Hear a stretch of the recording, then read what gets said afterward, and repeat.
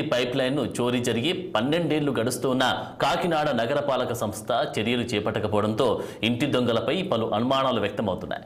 1950 దశకంలో కాకినాడ ప్రజల దాహార్తి తీర్చడం కోసం ఈ సామర్లకోట నుంచి కాకినాడ విక్టోరియా వాటర్ వర్క్స్ కు ముడి నీరు తెచ్చేందుకు క్యాస్ట్ ఐరన్ పైప్ లైన్ సుమారు 10 కిలోమీటర్ల మేర వేశారు. వేసవిలో నీటి సరఫరా సరిగా లేకపోవడంతో మరొక పైప్ లైన్ అవసరం అని భావించడంతో మరో పక్క నుంచి కొత్త పైప్ లైన్ వేశారు. పాత పైప్ లైన్ వినియోగించకుండా వదిలేశారు.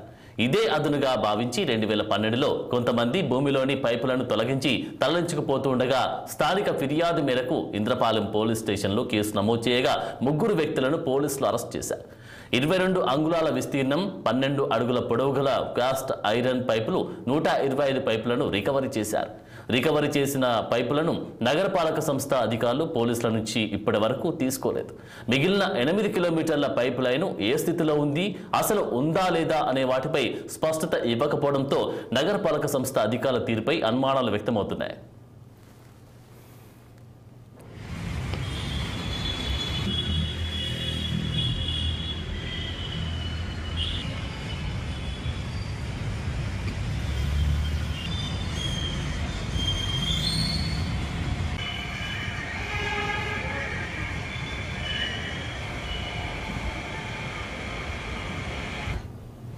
దీనిపై మరింత సమాచారం మా ప్రతినిధి దుర్రాన్ అందిస్తారు.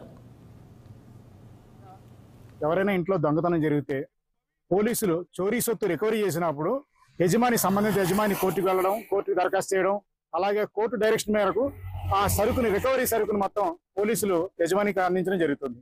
ఇది సాధారణంగా జరిగే కథ.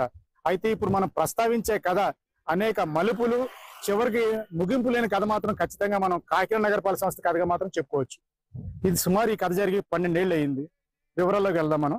కాకినాడ నగరపాలక సంస్థ ప్రజల దాహార్తి తీర్చేందుకు సామర్లకోట నుంచి కాకినాడ వరకు విక్టోరియా వాటర్ వర్క్స్ సుమారు 10 కిలోమీటర్ల మేరకు పైప్ లైన్ వేసింది. క్యాస్ట్ ఐరన్ తో కూడింది. ఇది 1950 సమయంలో వేసిన పైప్ లైన్. ఇది క్యాస్ట్ ఐరన్ తోటి సుమారు 550 mm అంటారు, అంటే సుమారు 2 అడుగుల దగ్గరలో ఉంటుంది. వ్యాసార్థం కలిగింది. 15 మీటర్ల ఒక్కొక్క పైప్ లైన్ పొడవు ఉంటుంది, 15 అడుగులు పొడవు ఉంటుంది. ఇటువంటిది 10 కిలోమీటర్ల వరకు పైప్ లైన్ వేసింది.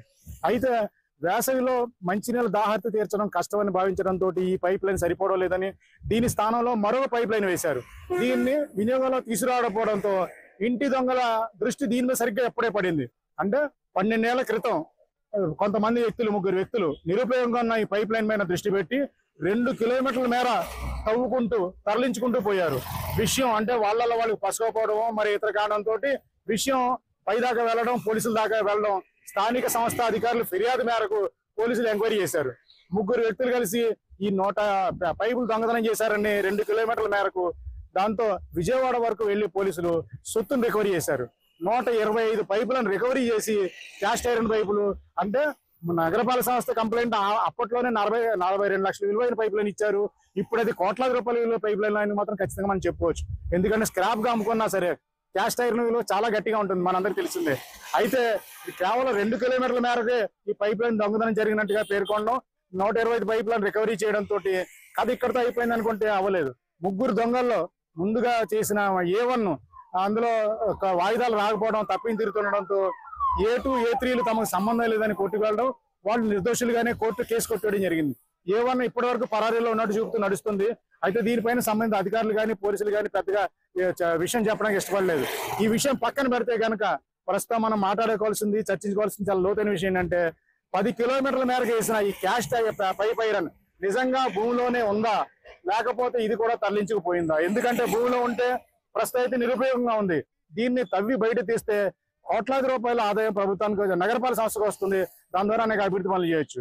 అయితే ఇందులో నిజంగా భూమిలో లేకుండా ఏ మేరకు ఉందనే విచారణ చేపడితే మాత్రం పైపులో లేకపోతే ఇంటి దొంగల పని స్పష్టంగా మనకు బయట కనబడుతుంది, వెలుగులోకి వస్తుంది. ఈ విషయాలు బయట రాకుండా అధికారులు తమ హాయంలో కాదండి కొంతమంది తమకు సంబంధం లేదని మరికొంతమంది తప్పించుకుంటున్నా వాస్తవంగా ఈ క్యాస్ట్ ఐరన్ పైపు వినియోగంలో లేదు. అది బయట తీసుకొస్తే మాత్రం కోట్లాది రూపాయల ప్రభుత్వానికి నగరపాలక సంస్థకు ఆదాయం సమకూరుతుంది. ఇందులో ముఖ్యంగా విచారణ చేపట్టాల్సిన విషయం 10 కిలోమీటర్ల మేరకు పైప్ లైన్ ఏవైంది. 2 కిలోమీటర్ల మేరకు దొంగతనం జరుగుతుండగా 125 పైప్ లైన్ పట్టుకున్నాం అని చెప్పేసి పోలీసులు తిరిగి చెప్తున్నారు. ఈ 125 పైప్ లైన్లు కూడా కార్పొరేషన్ అధికారులు రికవరీ చేయకపోవడం మాత్రం ఇక్కడ గమ్మత్తైన విషయం. ఎందుకంటే సర్పవరం పోలీస్ స్టేషన్ పరిధిలో 125 పైప్ లైన్లు పడి ఉన్నాయి. పోలీసులు రికవరీ చేసేందుకు అంటే వారి సొత్తు తిరిగి అప్పగించేందుకు సిద్ధంగా ఉన్నప్పటికీ నగరపాలక సంస్థ అధికారులు ఎవరు కూడా ముందు రావట్లేదు. నిజంగానే 125 పైప్ లైన్లు అక్కడికక్కడే స్క్రాప్ గా వేలం వేసిన కోట్లాది రూపాయలు సంస్థకు వచ్చే అవకాశం ఉంది. అలాగే రోడ్డు పక్కన నిరుపయోగంగా పడున్న ఈ పైప్ లైన్ తవ్వించి తీయించగలిగితే మాత్రం అది కూడా చాలా ఆదాయం వస్తుంది. ఇటువంటి పనులు ఏమి చేయకుండా నగరపాలక సంస్థ ఆదాయం లేకుండా ఉండడం, కనీసం ఇంటి దొంగలు ఇందులో ఇన్వాల్వ్మెంట్ ఎక్కువ ఉండడంతోనే వీటి జోలికి వెళ్ళట్లేదు అనే అనుమానాలు మాత్రం చాలా తీవ్రంగానే వ్యక్తం అవుతున్నాయి. యువ జర్నలిస్ట్ చిన్నితో నదీం కందురాని, కాకినాడ. ఇవి బట్టిన అప్డేట్స్. Keep watching.